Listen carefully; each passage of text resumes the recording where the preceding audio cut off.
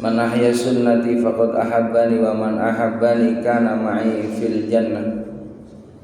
Sadaqallah sadaqa Rasulillah sallallahu alaihi wasallam.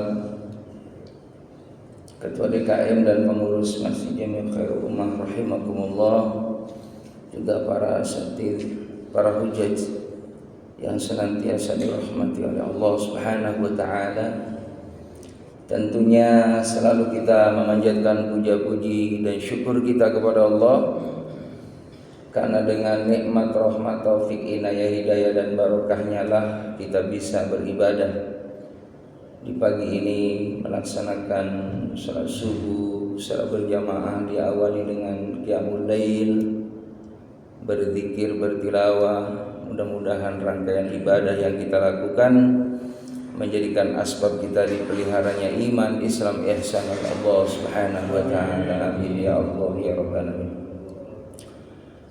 Salawat dan salam semoga terlimpah curahkan ke haribaan Nabi kita Muhammad sallallahu alaihi wasallam, yang kita harapkan syafaat dari beliau, pertolongan dari beliau, dan semoga Allah mampukan kita untuk menjaga sunnah-sunnah beliau dalam kehidupan kita sehari-hari, karena af'al kita ini, perbuatan kita selalu diawasi sama Allah, dilihat oleh Allah, lalu dinilai oleh dua malaikat raqib wa atid, mencatat amal kita baik buruknya. Yang baik akan bertemu dengan baik, in khairan fa khairan, in syarran fa syarran.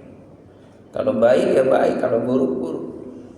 Fa may ya'mal mithqala dzarratin khairan yarah wa may ya'mal mithqala dzarratin syarran yarah. Sekecil apapun yang namanya kebaikan, ya rohu, diperlihatkan nanti di akhirat. Begitupun sebaliknya. Maka jangan pernah kita sibuk dengan melakukan keburukan, karena ada konsekuensi nanti di akhirat, balasan yang setimpal dengan perbuatan. Yang dimuliakan oleh Allah Subhanahu wa taala, kajian kita pada pagi ini mengenai tentang bagaimana membelanjakan harta kita untuk keluarga kita, ya, untuk perjuangan agama Allah Subhanahu wa taala. Karena sesungguhnya apa yang kita punya ini kan cuma titipan. Kita ini hak pakai, bukan hak milik. Milik itu semuanya prerogatif Allah, punya Allah. Ya, rumah kita ini dititipin doang. Namanya titipin, dijaga baik-baik, biar dipercaya sama yang nitip. Begitupun fasilitas duniawi ini, kendaraan, begitupun pasangan hidup, termasuk anak-anak kita, itu titipan dari Allah. Jabatan, kedudukan, apapun bentuk nikmat materi, ini semuanya adalah anugerah, juga titipan yang suatu saat akan diminta pertanggungjawaban di hadapan Allah Subhanahu. Tsumma latus'aluna yauma idzin 'anin na'im. Kemudian nanti akan dipertanggungjawabkan di hadapan Allah Subhanahu wa taala. Bahkan nanti di yaumil hisab, di padang mahsyar, kaki kita tidak beranjak kecuali akan ditanya tentang umur, tentang kesehatan, tentang ilmu, tentang rizki. Waalaikumsalam. Ahlan wa sahlan. Bapak Ketua DKM, semoga beliau dikasih sehat Allah Subhanahu wa taala. Barakallahu fiik. Alhamdulillah. Memang seger kalau Pak DKM, ya kan? Kumpul sama kita seger, Masya Allah. Yang dimuliakan oleh Allah Subhanahu wa taala,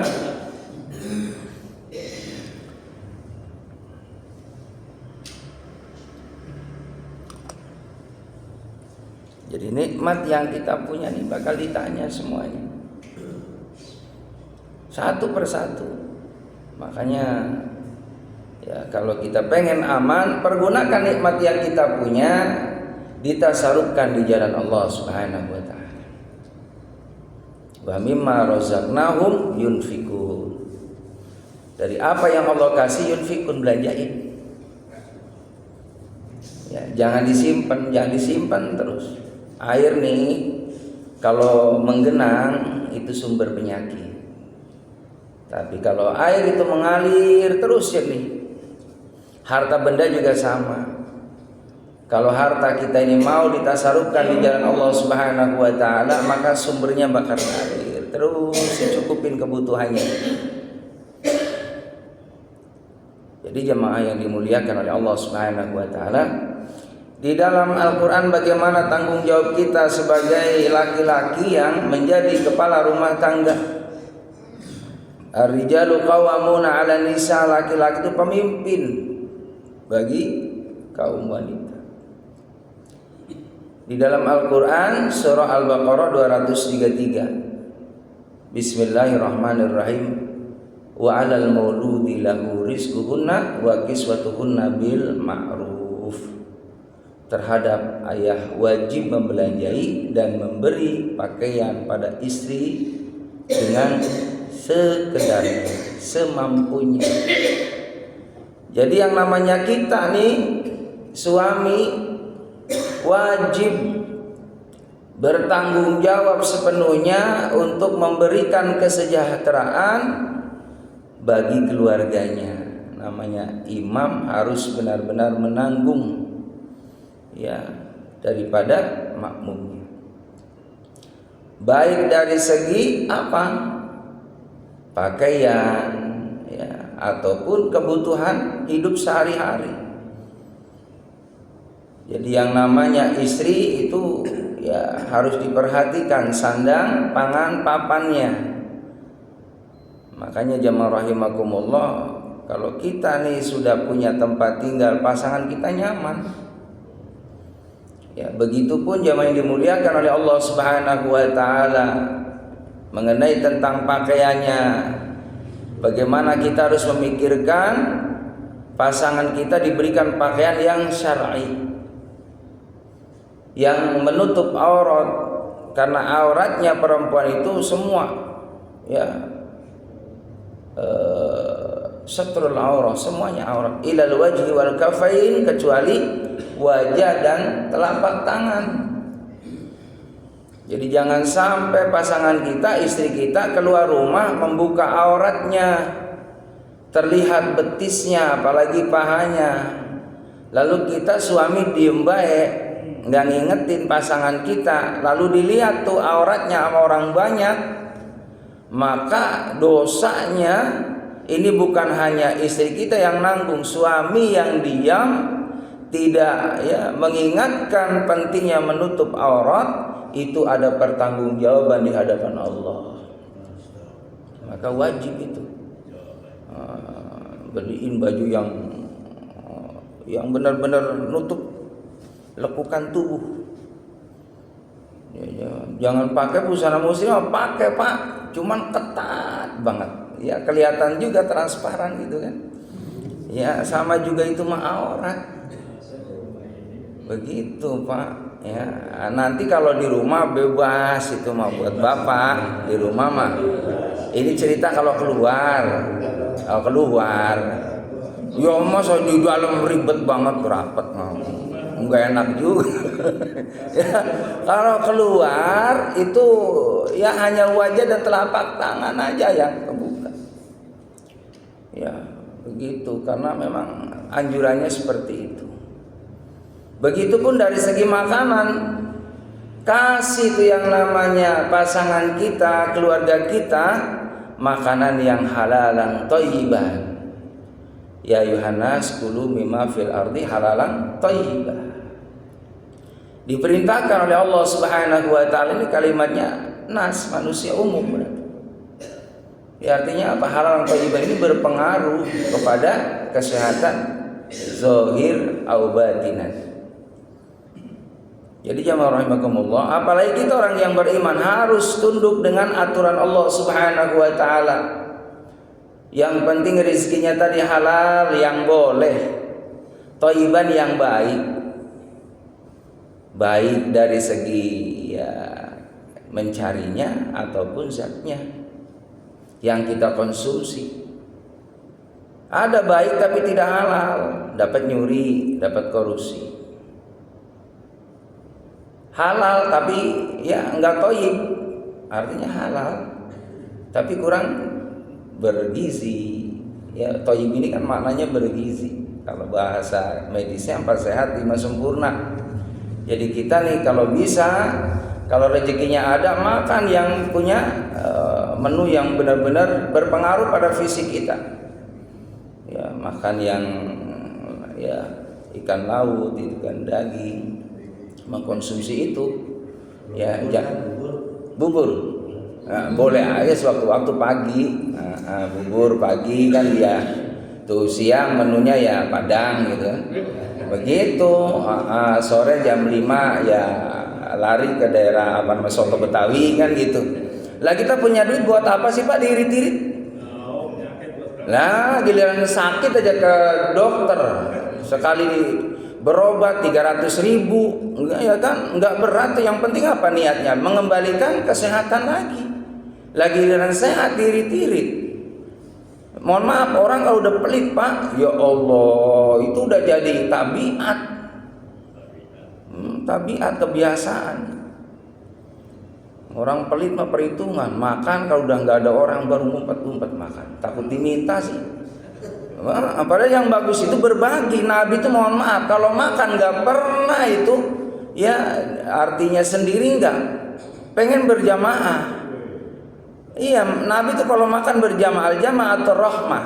Yang namanya berjamaah itu berisikan kasih sayang dari Allah Subhanahu wa taala. Nabi kalau punya makanan bareng-bareng sama sahabat. Begitu. Ya, jemaah rahimakumullah, bahkan Nabi dalam kondisi ya suatu ketika lapar luar biasa. Nanya juga sama sahabat-sahabat yang lain. Ya, situ lapar. Gimana caranya ya?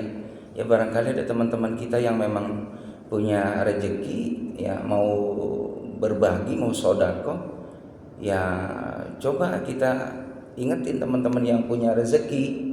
Itulah pentingnya berbagi, jamaah rahimakumullah. Ini kan kita hidup nih, kalau kita sering berbagi, nanti kita banyak orang yang bagi kita. Orang apa nanamnya? Kalau kita pelit, dipelitin orang. Ya, tapi kalau kita ini berbagi dengan orang, terus menggembirakan orang, kita pun tidak akan mengalami kesusahan, kesulitan, kesedihan, tidak. Secepatnya Allah hibur, secepatnya Allah kasih kemudahan, karena kita tabiatnya, karakternya memberikan kesenangan ke orang lain.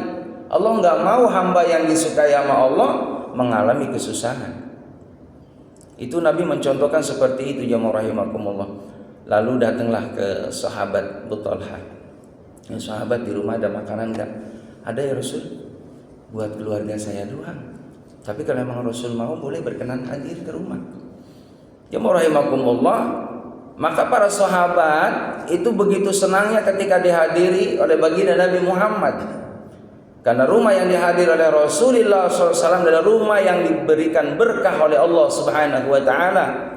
Karena kekasih Allah yang hadir. Juga beliau adalah Rasulnya Allah.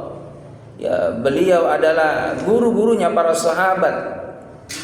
Maka disuruhlah istrinya Abu Talha masak ya di rumah. Nanti Rasul datang ke sini. Ya, pokoknya makan keluarga aja deh. Spesial nanti datang Rasul. Baik, masaklah jemaah rahimakumullah. Setelah masak, dikasih tahulah Rasulullah oleh sahabat ini, ya Rasul, udah siap kita makan. Jemaah rahimakumullah. Akhirnya Nabi bisik-bisik ke sahabat yang lainnya, ayo datang ke rumahnya Abu Talha. Pada lapar kan semuanya, lapar ya Rasul. Gak taunya yang diajak 70 orang hadir. 70 orang. Bayangin ya, persiapan buat sekeluarga. Ibaratnya 6-7 orang deh sama keluarganya Abu Talha. Ya rahimakumullah, giliran Abu Talha udah siap-siap Pak, udah gelar tikar gitu kan, mau nyambut Nabi Muhammad. Allahu Akbar, kayak orang mau kendurian Pak, berudu gitu kan, banyak banget. Melongo gitu ya. Kalau model kayak kita Pak, urusannya repot. Ya, tapi karena ini percaya yang datang Rasulullah SAW, nggak ngelihat ya nanti gimana ceritanya, enggak. Yang penting mau memuliakan Rasulullah SAW. Maka jamaah rahimakumullah dipersilakannya oleh sahibul bait, silakan ya Rasul masuk. Cuman Rasulullah punya cara nih. Ya, dipanggilnya grup-grupan 10-10 nih masuk. 10-10 nih, jangan langsung ini gitu kan, langsung kumpul masuk bareng-bareng. Maka Nabi bisik-bisikin, nanti kita bergelombangan ya. Gelombang pertama ini 10 orang ya masuk. Ntar Nabi belakangan. Itu akhlak Nabi gitu Pak. Biar pada kenyang dulu. Mohon maaf PRT mohon maaf ya. Ya Pak RW mohon maaf juga. Didahulukan keluarganya. Bisa nggak begitu Pak? Ya begitu. Nanti RT belakangan makan. Ya tapi kan kita kagak Pak ya. Ustaz juga sama. Ustaz dipersilakan. Ya, duluan kita kadang begitu.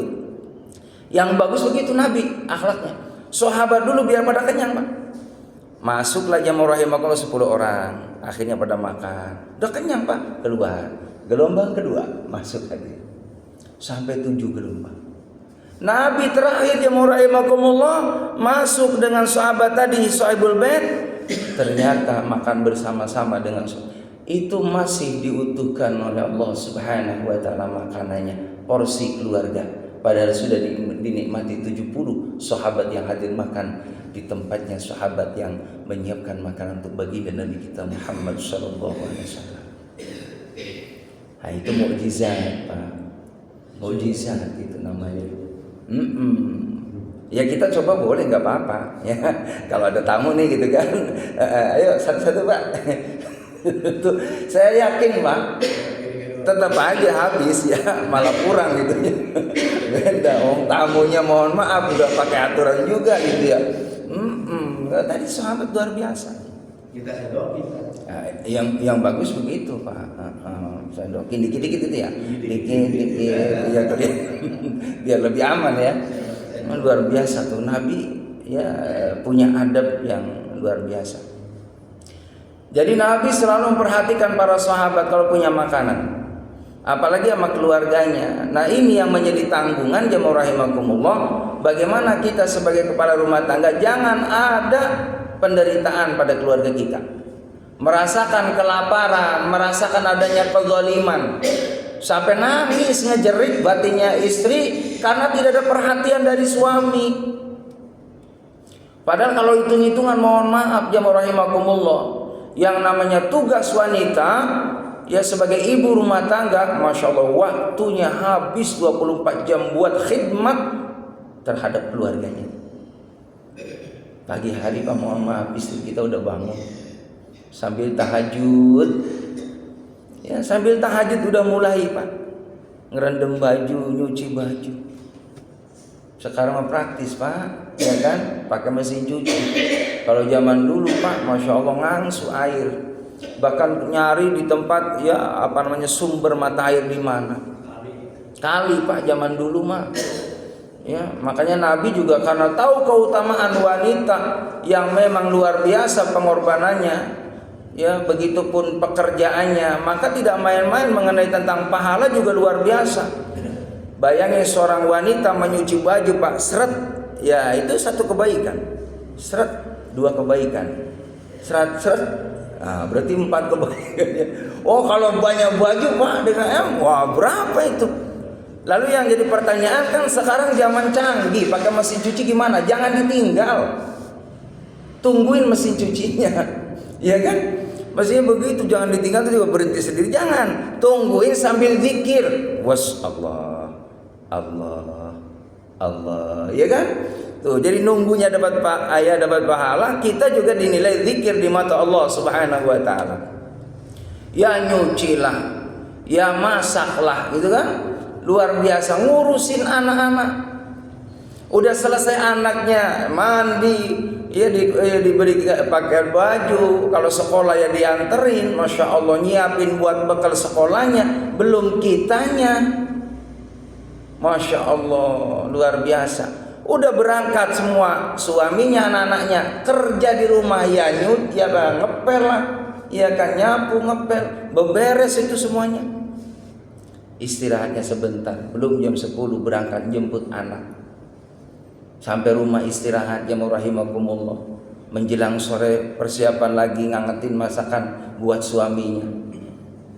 Ini luar biasa pengorbanan seorang wanita. Makanya tadi perintah dari Allah Subhanahu wa taala ya terhadap ayah wajib membelanjai dan memberi pakaian pada istrinya dengan sekedarnya, semampunya. Pakaian yang layak, makanan yang nikmat, ya perhatian supaya benar-benar harmonis, begitu ya saling bekerja sama baik mengenai tentang ubudiyah ataupun muamalah kesehariannya. Ya rahimakumullah. Lalu di dalam surah At-Talaq ayat 7, liyunfiku dzu sa'atin min sa'atin wa man qudira alaihi rizquhu falyunfik mimma atahullah la yukallifullahu nafsan illa ma ataha. Hendaknya membelanjai tiap orang menurut kekuatan kekayaannya. Dan siapa yang sempit rizkinya, artinya dalam kondisi suami yang memang artinya ya hidup sederhana lah, hendaknya membelanjai beberapa kekuatan rizki yang diberi oleh Allah Subhanahu wa taala. Allah tidak memaksakan suatu orang melainkan sekedar kekuatan tenaga yang diberikan padanya. Jadi yang namanya kita juga membelanjai ya keluarga ya sesuai dengan kemampuan kita. Kalau memang kita mampunya sehari 100 ya berikan 100. Kalau sehari 50 berikan 50. Tapi inilah hikmahnya, berkahnya rumah tangga yang rahimakumullah ya. Itu bisa kita rasakan berkahnya ya. Kita ngasih uang belanja 50 Pak ke istri kita, Masya Allah. Padahal ada 5 orang kadang ya kan, istri, suami, anak-anak tuh coba makan 3 kali dari sarapan pagi, siang, sore. Kalau dihitung-hitung Pak, Masya Allah itu enggak cukup 50 Pak, enggak cukup. Tapi Allah berikan berkah itu, pada nasinya ada berkah, pada lauknya ada berkah, ya ada dalam keluarganya ada berkah. Karena apa? Jamaah rahimakumullah, dijalani dengan penuh keikhlasan. Dari ikhlas itulah ada ridho dari Allah Subhanahu wa taala. Maka makanannya pun jadi berkah. Apa sih berkah? Ya ada kebaikan di sana. 50 menjadikan cukup buat keluarga. Padahal kalau kita hitung-hitungan jemaah rahimakumullah, bayangin kalau kita hanya belanja di luar, ya kan 3 kali, satu bungkusnya aja udah 15.000. Ya kan kalau hanya buat sarapan deh beli bubur gitu kan, 3 mangkok udah kelihatan jemaah rahimakumullah, 8.000 kali 3. Nah, udah buat itu aja udah habis, belum siang, belum sore. Maka ternyata jemaah dimuliakan oleh Allah Subhanahu wa taala, ya dicukupkan rezekinya oleh Allah Subhanahu wa taala dari faktor makanan. Dan kita berikan kemampuan ya semampu kita buat pasangan kita. Baik dari ya tadi ya, beli makanan ya secukup ya semampunya kita. Insya Allah istri kita juga akan menerima ya dengan kondisi yang ada. Maka jangan dimuliakan oleh Allah SWT. Dan semuanya itu dinilai daripada sedekah. Sahabat Abu Hurairah radhiyallahu an, beliau menyampaikan dalam satu riwayatnya, Nabi Muhammad SAW bersabda, suatu dinar ya kau dermakan dalam perjuangan fisabilillah, dan 1 dinar kau pergunakan untuk memerdekakan budak sahaya, dan 1 dinar ya disedekahkan pada orang miskin, dan 1 dinar kau belanjakan untuk keluargamu, yang terbesar pahalanya kata baginda Nabi Muhammad SAW yaitu yang kau belanjakan untuk keluargamu.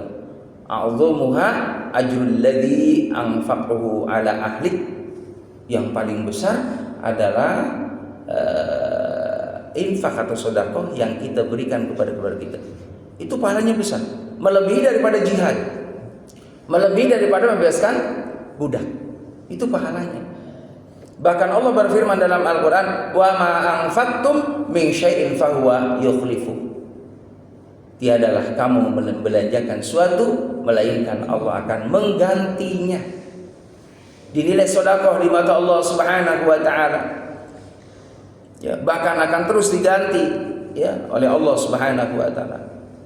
Bahkan ada dalam satu keterangan itu, ketika keluarga kita ini senang ya dengan bagaimana kita ya untuk perhatian kepada mereka, maka Allah akan cukupkan rezekinya dan Allah akan hadirkan dari arah yang tidak disangka-sangka mengenai tentang rezeki buat kita itu. Asal kita membahagiakan, begitu. Jadi jangan perhitungan gitu kan sama pasangan kita. Kalau memang kita ada, ya makanlah yang enak-enak. Lalu juga kalau memang ada waktu sekali-kali ya kita ajaklah istri kita keluar ya rumah gitu kan, makan di luar rumah, hadirin. Iya di luar rumah, makan di luar rumah gitu ya. Tapi ya jangan di teras juga Pak. Ya jangan di teras. Artinya ajaklah makan yang mana yang simpel lah, beli seafood gitu kan. Habis 200.000, ajak tuh malam Ahad. Ya seminggu sekali, sebulan sekali lah. Ya sebulan sekali. Kayak saya begitu Pak. Kalau ada rezeki, ayo Mi keluar Mi. Ayo anak-anak pada keluar. Happy Pak di sana. Patungan juga itu karena anak saya udah pada kerja gitu kan. Patungan juga. Ya alhamdulillah. Kadang ya kita mau tetap orang tua udah biarin dari Abi. Enggak biarin. Jadi belajar. Ayo siapa yang fastabiqul khairat gitu. Jadi jangan mentang-mentang anak kita udah pada kerja dia duduk manis gitu kan. Traktir. Udah waktunya nih. Jangan. Tetap kita harga diri kita Pak. Walaupun dalam hati pasti ngarep lah. Aman ada anak aman. Tapi jangan itu jelas keterangannya. Kau belanjakan hartamu untuk keluargamu lebih besar pahalanya daripada jihad. Iya kan? Coba sebulan sekali lah. Refreshing gitu kan.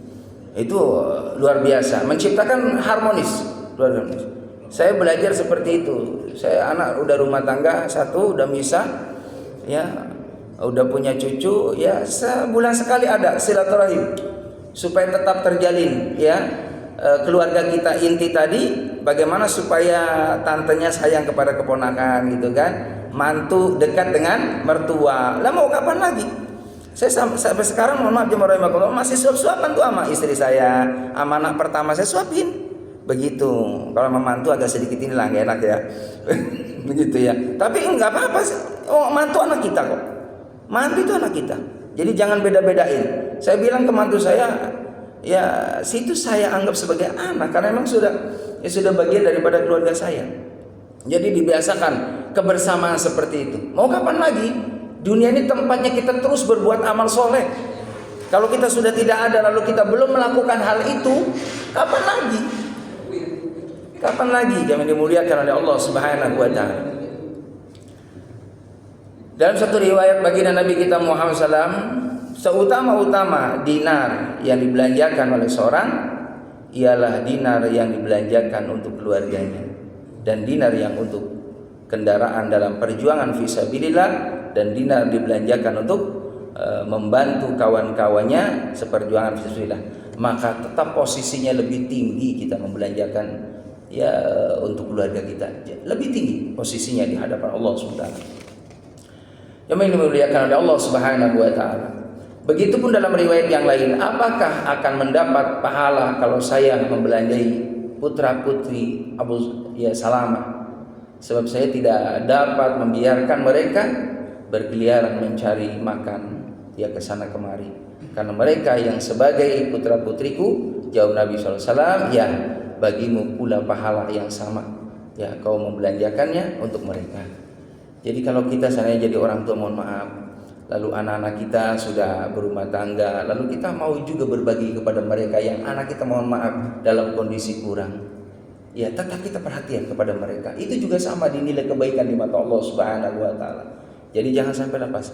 Memang yang paling prioritas kita nih, ya sodako itu orang yang terdekat dulu. Ya terutama tadi suami kepada istrinya, ya orang tua kepada anak-anaknya. Kalau kita anak nih, orang tua kita masih ada, orang tua lebih prioritas. Kita berikan ya sedekah kepada mereka. Itu jauh lebih baik daripada kita mohon maaf sering berbagi ke orang lain di luar sana. Ya kan, berbagi kepada fakir, miskin, anak yatim, bahkan mohon maaf ingin disebut orang yang suka berbagi, dermawan dan lain sebagainya. Sementara ada keluarga inti yang butuh dibantu oleh kita, lalu mereka menderita, ya kan? Maka ini suatu kezaliman yang besar dari Allah Subhanahu wa taala. Maka usahakan orang tua kita itu kita bahagiakan, ya kita perhatikan sepenuhnya di masa-masa tua mereka. Jangan sampai ya di masa tuanya menderita. Ya, mohon maaf ya rahimakumullah. Ini kisah nyata ya. Ada orang tua yang di masa senjanya usia kurang lebih 60, 65 lah ya, udah semestinya masa-masa udah istiqomah waktu untuk serius fokus untuk akhirat mestinya. Tapi dia mohon maaf ya rahimakumullah ya masih kerja serabutan. Kebetulan tinggal di samping saya.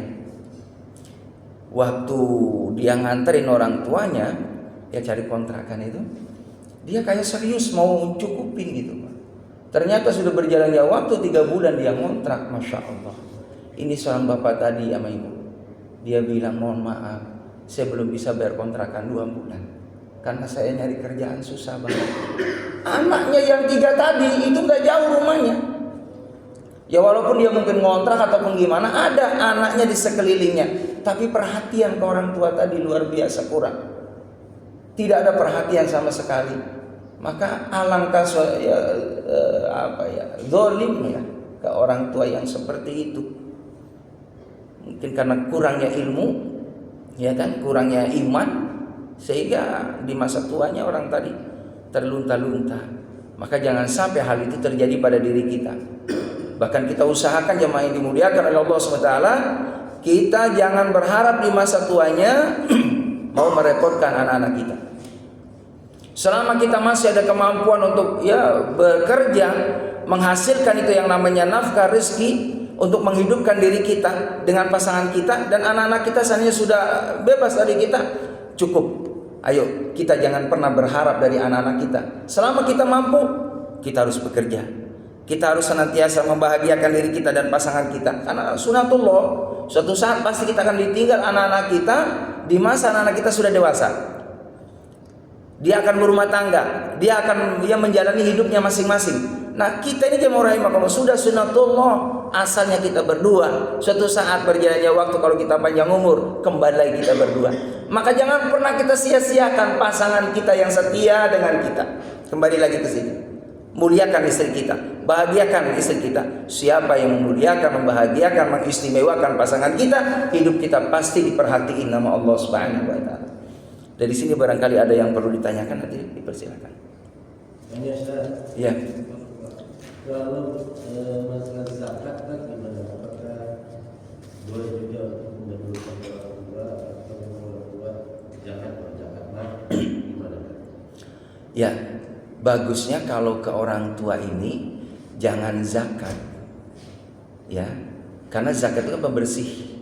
Zakat mal itu kan membersihkan harta kita. Masa kita bersihin harta, ya kan berarti kotor nih harta kita ke orang tua gitu.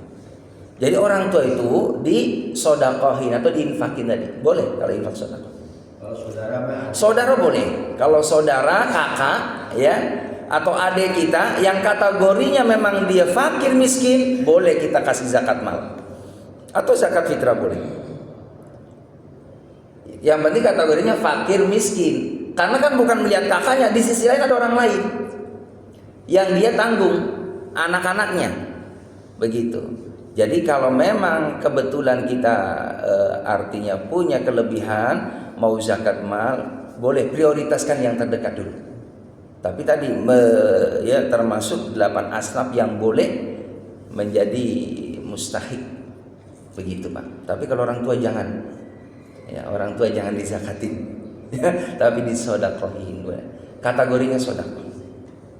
Jadi jamaah yang dimuliakan oleh Allah Subhanahu wa taala, terhadap kita anak, ya terhadap orang tua kita, kalau memang orang tua kita tadi butuh perhatian dari kita, selama mumpung masih ada waktu untuk mencari pahala yang besar dari Allah, jangan pernah sia-siakan. Nanti bakal kecewa di saat orang tua kita sudah meninggalkan kita. Pasti kecewa kalau kita tidak maksimal memuliakan, membahagiakan mereka. Karena surganya kita ini ada pada beliau. Makanya dulu ada seorang sahabat, ya juga ada seorang ulama besar, ketika orang tuanya meninggal dunia, beliau menangis. Ditanyalah oleh murid-muridnya, kenapa kau menangis? Sesungguhnya pintu untuk mendatangkan kemudahan dari Allah Subhanahu wa taala dalam urusan dunia dan akhirat sudah ditutup oleh Allah Subhanahu wa taala. Sudah ditutup. Ketika orang tua kita masih ada itu ada asbab peluang untuk mempermudah doanya mustajab di hadapan Allah. Sehingga ya Allah mudahkan urusan anakku ya Allah. Enggak mungkin enggak diijabah sama Allah. Pasti diijabah. Maka saat ini mohon maaf, di saat orang tua kita masih hidup, lalu kita masih menyaksikan mereka, lalu kita pun birrul walidain kepada mereka, lalu alhamdulillah sudah kita rasakan nikmat itu. Saat ini, dulu kita belum punya tempat tinggal, ada orang tua kita minta doa darinya, diwujudkan nama Allah, punya tempat tinggal, punya pekerjaan, punya pasangan hidup, punya anak keturunan. Itu sesungguhnya wasilah doa orang tua kita. Makanya Nabi rahimakumullah, dulu ada seorang sahabat, ini pekerja keras Pak, perhatian penuh dengan anak-anaknya, karena aliyadul ulya khairum yadis sufla, tangan yang di atas lebih baik daripada tangan yang di bawah. Artinya Pak, pekerja keras, dia lebih bagus ngasih orang ketimbang minta ke orang. Terutama bagaimana keluarganya cukup, jangan ada yang kekurangan, jangan ada yang menderita tadi. Ini dilihat oleh sahabat-sahabat yang lain, ini sahabat kok kilang banget mukanya, ini pekerja keras banget. Ya Rasul, ajak aja buat perang ya Rasul. Maka kata Rasulullah punya kebijakan, mohon maaf wahai sahabat, apakah anda punya orang yang ditanggung di rumah? Ada ya Rasul, orang tuaku dan keluargaku. Kamu silakan cari nafkah, cari rezeki untuk menghidupkan keluarga besarmu. Itu semua dinilai jihad di mata Allah Subhanahu wa taala. Enggak boleh ikut perang dengan kami. Maka sahabat tadi baru enggak protes. Karena ada yang lebih juga diprioritaskan, orang tuanya masih ada, butuh bantuan dan itu tulang punggungnya orang tadi, sahabat tadi. Maka tidak harus yang namanya jihad itu tadi ya rahimakumullah, ya kita di medan perang selama memang ada alasan yang syar'i, orang tua yang butuh perhatian sama dinilai jihad di mata Allah. Jadi ini untungnya bapak-bapak luar biasa Pak. Fisabilillah kita ini tiap hari Pak, berjuang di jalan Allah buat keluarga kita. Mudah-mudahan di akhirat insyaallah menjadikan penghaman buat kita, menjadi hujah di hadapan Allah bahwa kita adalah suami-suami yang senantiasa mencari karunia Allah untuk membahagiakan keluarga sebagai amanah dari Allah Subhanahu wa taala. Itu saja mungkin yang dapat saya sampaikan. Yang benar dari Allah, yang salah adalah kearifan saya. Subhanaka bihamdika asyhadu an la ilaha illa anta astaghfiruka wa atubu ilaik. Alhamdulillahirabbil alamin. Demikian, assalamualaikum warahmatullahi wabarakatuh.